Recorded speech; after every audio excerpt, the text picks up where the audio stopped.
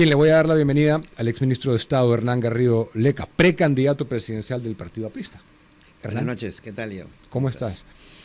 Antes de entrar a lo que es propio de la actividad que estás haciendo, quisiera saber tus opiniones sobre lo que ha pasado desde el jueves hasta hoy con los ministros. Bueno, creo que estamos ante el episodio final de una crónica de una muerte anunciada. Yo creo que la presidenta fue un poco ingenua en pensar que esta coalición, que fue su cómplice en buena parte de su gobierno, en muchas de las cosas que hizo, algunas buenas, pero también muchos problemas y muchos incidentes que creo que eran difíciles de justificar. Ella creyó que le iban a acompañar hasta el final. Creo que eso es falta de experiencia política, claro. Era claro que Podemos, APP o los propios fujimoristas la iban a soltar en el momento oportuno. En el también poco experimentado raciocinio que el pueblo no se va a dar cuenta de lo que han hecho, ¿no? Yo creo que el pueblo claramente entiende que ellos han sido un cogobierno y tratar de bajarse del bus o del barco, en todo caso, en ese momento, no los va a eximir de la responsabilidad que tienen que asumir ante el electorado, ¿no? Pero bien perverso ha sido y la gente efectivamente concuerdo con que se ha dado cuenta. Lo ha visto clarísimamente. Es hasta cobarde, diría yo. Es cobarde porque si tú has hecho una alianza del tipo que han tenido una alianza claramente en que ha habido tomas y dacas, yo no tengo nada en contra de las coaliciones, es parte de la política. Pero cuando los fines son perversos, creo que sí es censurable. Y ha habido varios momentos en los cuales hemos visto cosas, pues, increíbles. Los señores del fujimorismo en el último momento cambiando su voto, más allá de lo que pensemos sobre el tema, en el tema de las AFPs, en 24 horas. Es decir, ha sido un cálculo político de bajo nivel, ¿no? Y los votos por y en contra de la censura fue lo que le mostró el país latino, ¿no? Estaba clarísimo, ¿no? Ahora, una vez, lo bonito que pasa ahora es que una vez que se pusieron de acuerdo en eso, hoy día he visto los problemas entre Podemos y Renovación Popular, que son de replay, ¿no? Los que eran grandes amigos hasta hace 24 horas, ahora que vienen las elecciones, resulta que todo el mundo está jalando agua para su molino, ¿no? Y todos son... A mí lo que me da cólera es que si querían vacar, la pudieron vacar hace mucho tiempo. Claro. Pero no a 3 días de que vence el plazo de las renuncias, y ahora sí se dieron cuenta que es insostenible. No, es indignante y la gente se da cuenta. A mí me produce indignación y creo que es hasta, yo digo y lo repito, es un acto de cobardía haber hecho lo que han hecho. Como tú dices, razones pudo haber habido hace bastante tiempo. Y lo que han hecho es un cálculo politiquero, ni siquiera político. O sea, no hay nada de análisis verdaderamente estratégico en lo que han hecho. Es simplemente una decisión de carácter utilitario, ¿no? De repente hay que refinar un poco el criterio de incapacidad moral, ¿no? Porque si es que va a ser, que no me parece que está gobernando bien, incapaz moral, y lo vacamos, abre una puerta bien peligrosa a futuro. Bueno, yo no soy constitucionalista, pero mi sentido común me dice que sí, que habría que tener un poco más de precisión en eso, porque si no, esto se puede repetir una y otra vez, ¿no? Y pensando a futuro, preferiríamos que no sea así. Del gabinete. Bueno, creo que hicieron un esfuerzo, hubo nombres circulando de gente de peso, que al final creo que decidió no participar. Y lo que tenemos es un gabinete de cuotas todavía. Falta identificar quién representa a quién, pero todos tienen su tapado ahí. Lo han negociado. Yo diría que la coalición sigue gobernando. Sin lugar a dudas. Sigue gobernando, pero están tomando distancia para, de nuevo, en este febril intento por hacerle creer a la gente que han roto con Dina, ¿no? Todos sabemos que no es así. Y han puesto algunos técnicos que creo que son respetables. Bueno, obviamente el doctor Álvarez es una persona respetable. Y esperemos pues que lleguen al 28 de julio. Yo creo que eso es lo que todos queremos. Ya basta de aventureros y experimentos, ¿no? Ahora, falta poco para que se sepa quiénes son los candidatos, ¿no? Tú estás yendo, evidentemente. ¿Va contigo Omar Quesada? Va Omar Quesada y Olga Cribilleros. Ok. ¿Por qué quieres ser presidente del Perú? Mira, creo, número uno, yo soy militante de un partido político con 101 años. He sido educado por mi partido para llegar a este momento en el cual, como otros compañeros, aspiro a la presidencia de la República. En el primer gobierno del presidente Alan García, yo fui vicepresidente ejecutivo de Interbank, fui negociador de la deuda, tenía 25, 26, 27 años. No te olvides que el presidente tenía 36 al comienzo. Y fui siendo preparado. Luego, el presidente García en el segundo gobierno me dio la oportunidad de ser ministro de Vivienda y ministro de Salud. Entonces somos gente que... Jefe de campaña también, ¿no? Claro, fui jefe de campaña en el 2006. Somos gente que nos hemos preparado. Nosotros no somos aventureros. O sea, la política requiere preparación. Y creo que me he preparado toda mi vida. Es decir, yo no fui a hacer un MBA a la universidad, fui a hacer una maestría en políticas públicas. Siempre busqué el sector público como una vocación sembrada por mis padres en su momento, y creo que la educación que recibí en el Liceo Naval Almirante Guiz, en el Colegio de la Marina, son todos factores que contribuyeron a que tuviera este interés por la política, este interés por el Perú. Yo a los 19 años conocía los 24 departamentos del Perú en ese momento, y siempre quise servir. Es una vocación para mí, es poder servir. Y creo que tengo la experiencia, creo que tenemos las ideas, creo que somos el único partido que puede enfrentar los rezagos de la izquierda febril que andan merodeando por algunas partes del país. Creo que tenemos claras algunas ideas. Cuando yo estaba en la universidad me decían que salvo el poder todo era ilusión. Nosotros creemos que salvo el crecimiento todo es ilusión. Cuando yo estaba en la universidad me decían que el poder nace del fusil. Yo creo que hoy el poder nace de la tecnología. Y por último, me venían con el cuento que la violencia era la partera de la historia. Yo creo hoy, más que nunca, siempre lo he creído, pero hoy más que nunca, la imaginación es la partera de la historia. Entonces, creo que estoy preparado, creo que sabemos lo que tenemos que hacer. Es distinto cuando tú pones en el gobierno un equipo afiatado que entra a gobernar. Mira, una de las cosas que yo haría, por ejemplo, pondría de ministros, el 70% del gabinete tendría que haber sido gente que ya ha sido ministro. No necesariamente la misma cartera, sí. Y te lo digo por experiencia propia. A mí me tomó 6 meses entender lo que era manejar el ministerio. Y eso que ya había sido funcionario público. Pero entré al Ministerio de Vivienda y me había preparado, tenía mis decretos listos. O sea, por eso lanzamos el shock de inversiones, agua para todos. Pero igual, me costó entender 6 meses, aprender. El Perú no está para curvas de aprendizaje. Estamos creciendo proyectado 3.2, 3.4. Yo creo que si yo pongo el 70% de ministros con experiencia, que ya saben dónde están en el panel del avión los botones y no tienen que empezar a buscarlos o ver el manual. Pero políticamente eso va a ser difícil porque la gente sí está requiriendo sangre nueva, gente nueva. Oye, en la política. Está bien, pero hay muchos ministros nuestros que yo creo que hicieron un excelente papel, y viceministros que hicieron un excelente papel.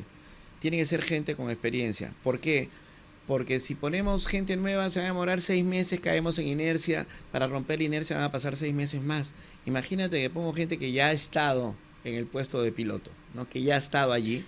Aprietas el acelerador y pasas de... Pero si pones gente que ya ha estado en el equipo, que conoces, viceministro, ministro, tendría que ser gente que no ha tenido acusaciones de corrupción, carpetas... Por supuesto, por supuesto. Ahora, aterricemos algunos conceptos, porque me interesa mucho, digamos, el APRA tiene esta posición histórica de centro-izquierda, ¿no? Pero siempre, o sea, tengo entendido que tú eres de la facción más liberal en cuanto a estatismo se refiere, dentro del APRA. Mira, yo creo que hay diferencias, pero son de muy pocos matices. Es decir, todos pensamos, y te lo acabo de decir, salvo el crecimiento de todo es ilusión, creemos que el Estado tiene un rol que cumplir. Por ejemplo, yo soy un converso. Cuando yo estaba en la universidad, yo no creía en el chorreo. Creía que era necesario que el Estado interviniera para resolver el problema de la pobreza. Luego el segundo gobierno del presidente Alan García, yo me convencí en que la pobreza la puede resolver el mercado, pero la pobreza extrema la tiene que resolver el Estado. Son dos fenómenos de naturaleza distinta. Sí, tiene un rol, efectivamente, eso es innegable, que hay un rol que cubrir del Estado. Pero esto es importante que se aclare, porque el mercado no va a resolver los problemas de pobreza extrema en el Perú por una razón muy simple. La pobreza extrema es un fenómeno metamercado, está más allá del mercado. El Perú puede crecer 9% y estos sectores que están fuera del mercado no se van a beneficiar del crecimiento. Ahora, los que están dentro del mercado, el ejemplo del segundo gobierno, crecimos en promedio 7% y redujimos la pobreza a 22 puntos. Entonces, en términos económicos, el segundo gobierno fue de derecha. En términos económicos, sí. De captación de capital privado, sí. De inversión. Yo te diría lo siguiente. Derecha o izquierda, citando a Deng Xiaoping, no importa de qué color es el gato, lo que importa es que hay que hacer ratones, ¿no? Y nosotros lo que queríamos era crecimiento con prosperidad compartida. Y lo logramos, lo hicimos. Ahí están los resultados. Yo te diría que es al revés. Si eres de izquierda o de derecha, no es cuestión de discurso, sino cuestión de resultados. Absolutamente Yo de acuerdo. creo que no hay gobierno más de izquierda en la historia del Perú, ¿no? De izquierda de resultados revolucionarios, que nosotros. Es decir, el APRA hizo un gobierno de izquierda democrática. Ahí están los resultados. ¿Cuál es el discurso normal de la izquierda? ¿Reducir la pobreza? Ahí está. Mejores servicios, ahí está agua potable y desagüe para 4 millones. Impuestos, carga burocrática, o sea, eso es la izquierda casi por antonomasia en términos políticos y de aparato estatal. Bueno, ¿no? esa es la izquierda anacrónica, digamos. Claro, ¿no? por eso. Ahora, socialmente, ¿cómo te defines socialmente? ¿Eres pro vida? Sí, claro. ¿Crees en la familia tradicional? Hay una facción del APRA que sí está con la onda. Yo te digo lo siguiente. A los candidatos suelen preguntarle qué proponen. Yo creo que la pregunta correcta que antecede a qué propones es en qué crees. Yo te lo voy a decir clarito. Yo creo en Dios, creo en el Perú y creo en el APRA. ¿No? Creo en Dios, soy pro vida, pro familia. Ninguna discusión. Y mientras que en el himno nacional renovemos el gran juramento al Dios de Jacob, este es un país que se inscribe en la tradición judeo-cristiana. Absolutamente. No acepto. Eso lo suscribes y eso es no negociable. No es negociable. Segundo, creo en el Perú. Creo que tenemos una gran posibilidad. Yo veo el Perú como un continuo histórico de 5.000 años, que empieza en Caral, con la primera ciudad de América. Y si nosotros tomamos esta perspectiva histórica de largo plazo, pensando casi como chinos, pues tenemos derecho a pensar con una mentalidad milenaria, este es un punto de inflexión. Tuvimos un problema en la guerra con Chile que creo que interrumpió ese proceso. Hemos recuperado el camino y hoy en día, te lo digo en términos sencillos, cuando yo estaba en el colegio me decían que los límites del Perú eran al norte con Ecuador y Colombia, al sur con Chile, al este con Bolivia y Brasil, ¿no? Y al oeste con el Océano Pacífico. Los límites del Perú hoy son al norte Ecuador y Colombia, al sur Chile, al este Bolivia y Brasil y al oeste Japón, China, India, Malasia, Vietnam, Australia, Nueva Zelanda, Singapur, Corea. Esos son los límites del Perú. Lo que Víctor Raúl vio con su visión geopolítica en 1924, cuando lanzamos el programa máximo del partido en ese momento, como la internacionalización del Canal de Panamá, tiene una versión ayornada, que es el puerto de Chancay, y convertirnos en el hub de la entrada y salida, el centro del comercio entre la costa central y occidental de América del Sur y todo el Asia, todo el gran mercado que es el Pacífico. Y geopolíticamente se está redefiniendo. Si tú te pones a pensar Acre, Amazonas y Rondônia, que están en Brasil, ¿no? Pensemos en una ciudad en Asís, que está cruzando Iñapari, en el puente, ahí en Madre de Dios. Asís está a 4.660 kilómetros del Atlántico y a 1.100 del Pacífico. Yo te pregunto, Acre, Amazonas, Rondônia, incluso Mato Grosso, son geoeconómicamente parte del Perú. Y lo mismo pasa con Leticia, más allá de toda discusión, y el norte de Chile. Es decir, el Perú está... Bueno, yo estuve ahí y aprovecho para contarlo.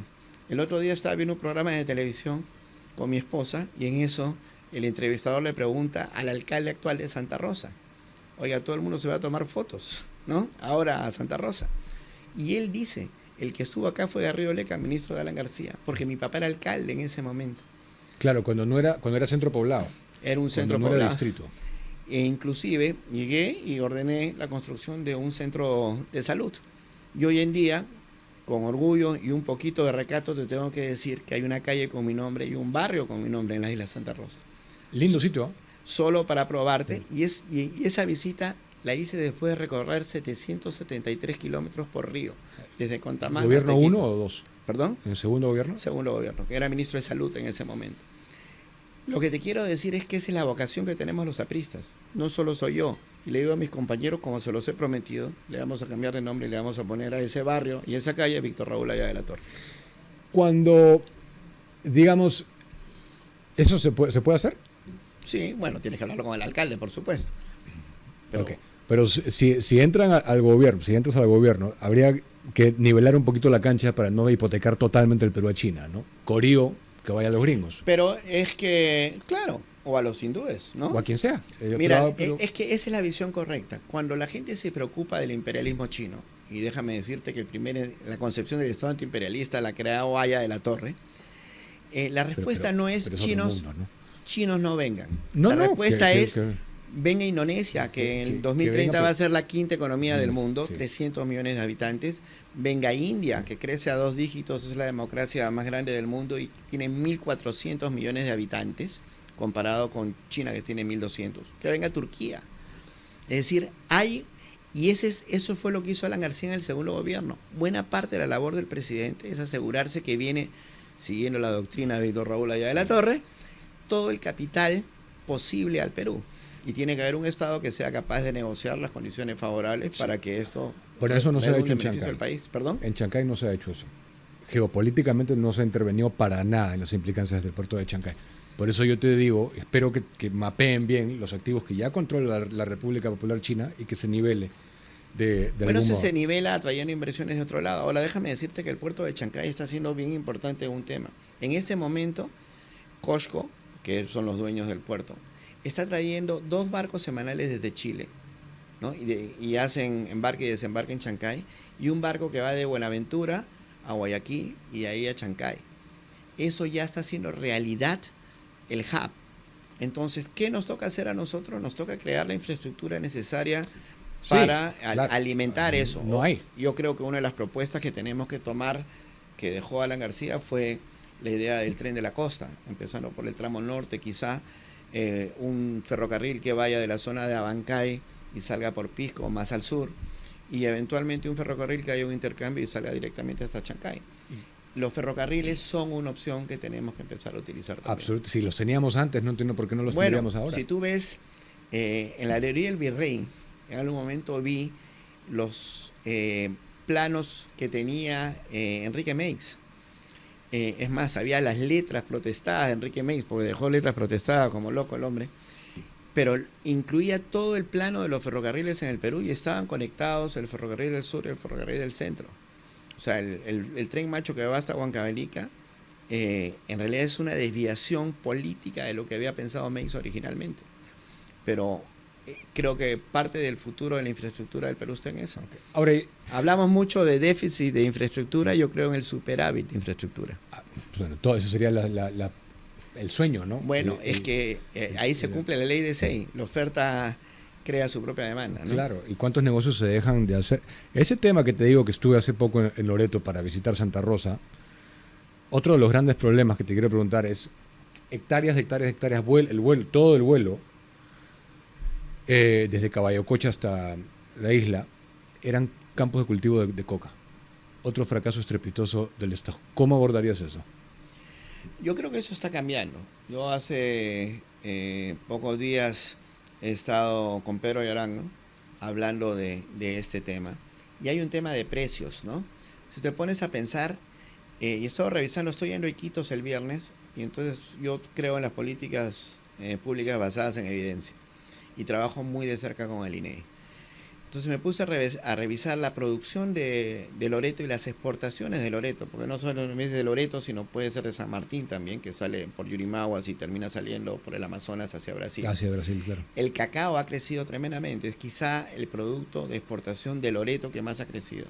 Ahora, los precios del cacao peruano en este momento tienen un premio.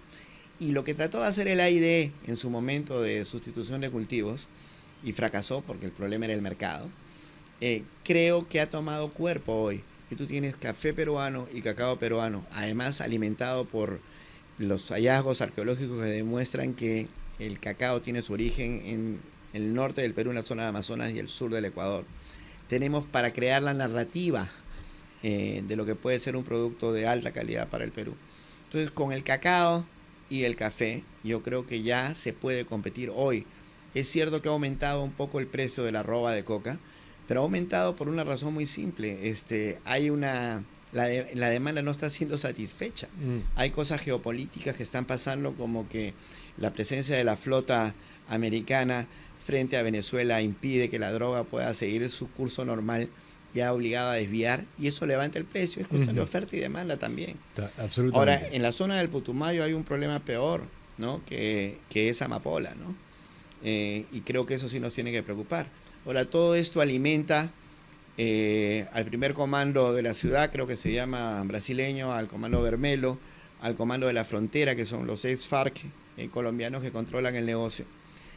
Y crean pues este mecanismo de economía ilegal que financia finalmente el crimen internacional organizado, ¿no? Difícil de controlar, pues estamos hablando de hasta donde no termina la vista, el panorama, y todos son campos de cultivo de hoja de coca, algunos talados, otros no.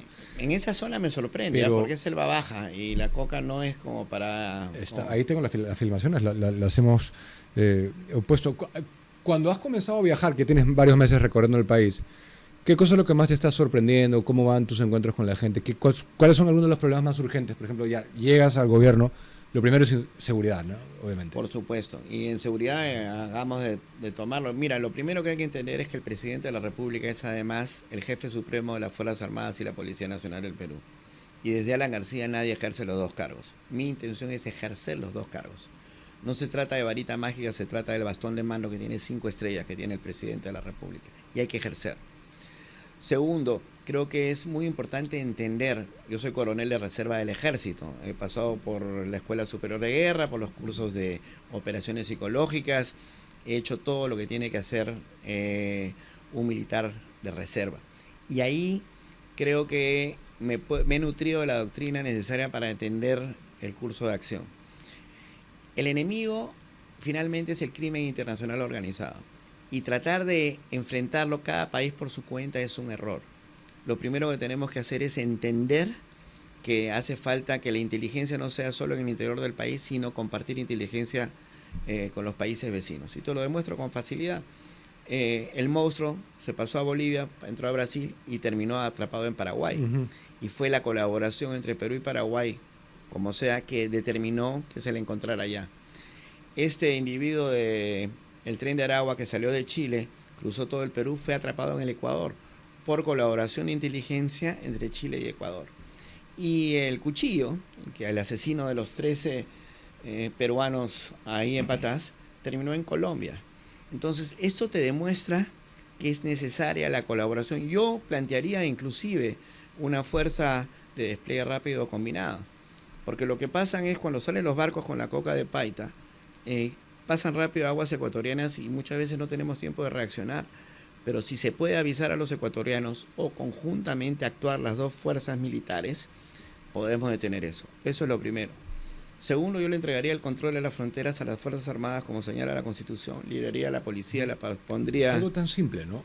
Bueno, y la otra cosa, haría centros de acogida en las fronteras. Eso lo has dicho hace poco, lo de las Fuerzas Armadas. Sí. No, y lo vengo diciendo ya hace meses, ¿ah? Y no solo eso, sino que creo que además hay que hacer estos centros de acogida, hay que crear un fondo.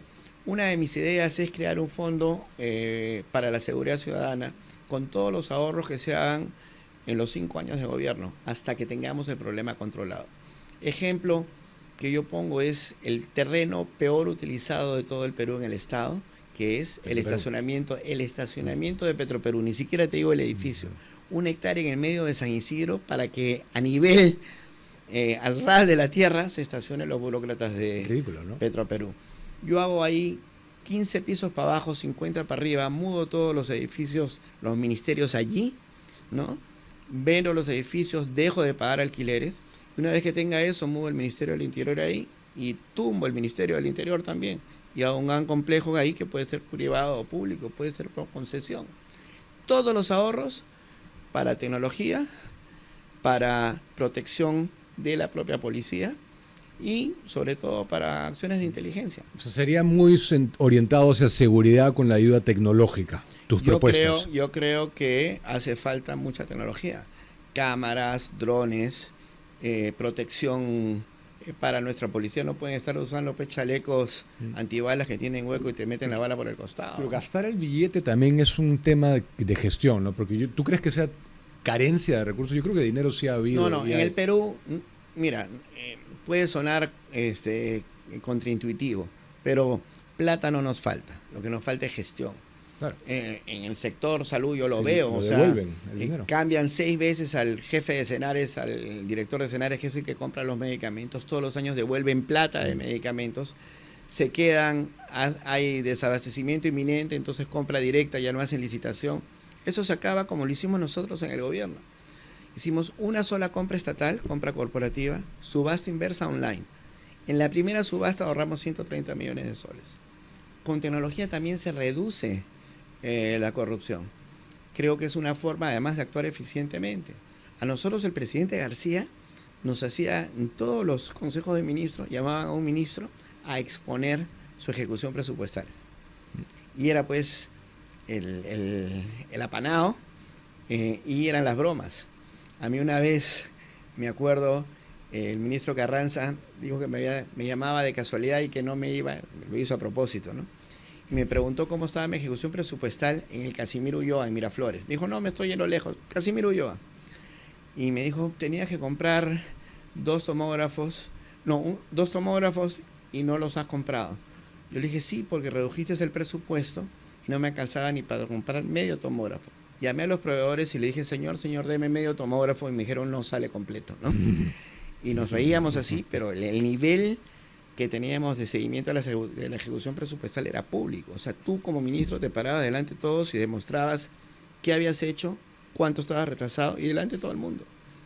Es así como se gestiona. Pero gestión, ¿no? O sea, vuelvo a lo mismo. Por ejemplo, la idea que lanzas, militarizar las fronteras. O sea, no creo que sea una idea como para que haya que ser Albert Einstein. ¿Y por qué nadie la ha hecho antes? Porque no saben. El APRA puede porque el APRA sabe. Te doy otra idea.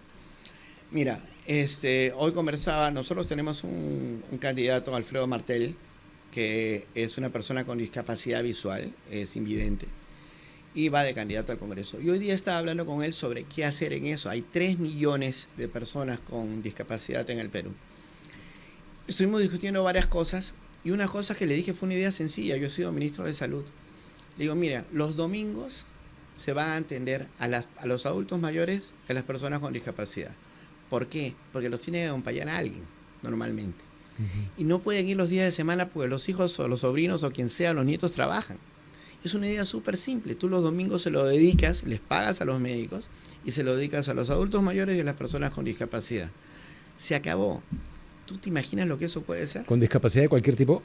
Hay 4 tipos de discapacidad, ¿no? Porque nunca se llegó a reglamentar la ley de autismo, que es un tema pendiente en este país. El espectro autista está incluido dentro de los 4 tipos de discapacidad, que puede ser física, mental, también puede haber sensorial, que es lo que estamos hablando, y también tiene la discapacidad de todo el espectro autista y otras, que es un problema. En el Perú se habla mucho de inclusión en la onda caviar, ¿no? No, pues a eso voy. Pero esa es la inclusión. Claro. Mira, otro ejemplo de inclusión que nadie piensa, hablando de las cosas simples. Pero ahí hay 2, ¿ah? Es invidente. Yo he hecho reportajes de investigación sobre esto. He hablado, lo conozco bien. El trastorno de espectro autista, bien. Son temas que eso sería verdaderamente ser inclusivo. Bueno, y yo lo voy a hacer. Lo voy a hacer y te puedo decir algo. Yo debo ser uno de los pocos autores peruanos que ha sido traducido al braille. Tengo 2 libros traducidos al braille y me siento orgulloso de eso. Me han traducido al checo, al coreano, al mandarín. Pero el mayor orgullo que siento es haber sido traducido al braille, haber sido invitado al colegio Luis Braille en Comas y que 2 niñas me lean a mí mis cuentos traducidos al braille. Es una de las experiencias más maravillosas de mi vida. Qué bonito. Más maravillosa de mi vida. Y me hizo feliz. Efectivamente. Ahora, fue un día que me sentí feliz, pero déjame decirte una cosa que nadie piensa, un nuevo punto en la agenda. El Perú tiene 96.000 centros poblados. 85.000 tienen menos de 150 habitantes. ¿No? Ponerle agua y desagüe o energía a un pueblo de 150 habitantes es entre 4 y 10 veces más caro que a uno de 2.000. ¿No? Claro. Uno de los grandes problemas del Perú es la dispersión de la población. Entonces, ¿cómo enfrentar ese tema? Ese es uno de los retos que tenemos nosotros. Yo creo que tiene que entrar la Fuerza Armada. Los PIAs que tenemos en este momento con la Marina en la selva, hay que hacer los PIAs terrestres que los ha empezado a hacer el Ejército, o el programa New Hanchik, que van 9 misiones, yo he comandado 8 como coronel del Ejército, que les instalas paneles solares que valen 160 soles y le cambias la vida a estos centros poblados aislados. Son cosas... ¿Los militares para que ellos instalen? Van e instalan. Nosotros conseguimos donaciones, te lo digo, esto está funcionando. Yo he comandado 8 de las 9 misiones. Obras por impuestos puedes hacer. Mira, hemos conseguido donaciones, y lo voy a decir, nos ha hecho donaciones el Grupo Brescia en un momento, Macusani Yellow Cake, algunos privados adicionales, que nos dan los paneles, y el Ejército, porque es más cara la parte logística. Porque son centros poblados y no es que la casa está al costado de la otra, o sea, están a 2 o 3 o 4 kilómetros una de la otra. Entonces requiere mucho tiempo y mucha logística la instalación. Es caro, proporcionalmente hablando, pero claro. Cambias la vida, realmente cambias la vida. Sí. Y ¿sabes qué? Yo creía ingenuamente que lo más importante era que iban a tener luz y que los niños iban a poder estudiar. Y tengo fotos maravillosas de que eso sí sucede. Pero ¿sabes qué descubrí? El teléfono. Todos tienen su Nokia Zapito, ¿no? Pero los cargan una vez a la semana cuando bajan al pueblo. Y vivían angustiados estos peruanos porque se les acababa la batería. Su madre se podía morir a 5 kilómetros y se enteraban 3 días después, o 10, ¿no? Y cuando tú les preguntas, porque cuando hice la 6ª misión, dije, ¿saben qué? Vamos a hacer una cosa. En vez de que sigan recogiendo testimonios de lo que estamos haciendo, manden al equipo de testimonio al primer pueblo y que nos cuenten cómo les ha cambiado la vida. Y la gran sorpresa fue el teléfono, cargar el teléfono. Bueno, nos hemos pasado la hora. Seguramente habrán otras durante el curso de la campaña, pero no te quiero dejar de preguntar por la mejor propuesta que he visto, que vas a cortar el impuesto a la renta al 10%. Has prometido. Eso me gustaría ver. Ese sería tu sueño. Ese sería mi sueño. Tú sabes que Federico Franco, que era vicepresidente de Paraguay, después fue presidente, buen amigo mío, un día estaba conversando con él y me dijo, ¿sabes cuál es? Si yo fuera presidente, ¿cuál sería mi mejor propuesta? Pondría 10% de impuesto a la renta. Flat. No había impuesto a la renta en Paraguay. No había. Él fue el que puso 10% de impuesto a la renta, ¿me puedes creer? Y Horacio Cartes lo bajó, porque subió y de ahí lo bajó. Pero bueno, gracias por venir, la continuaremos a lo largo de estos meses. Por supuesto. Realmente hay bastantes temas. Gracias a ti. Gracias, Hernán, por estar acá.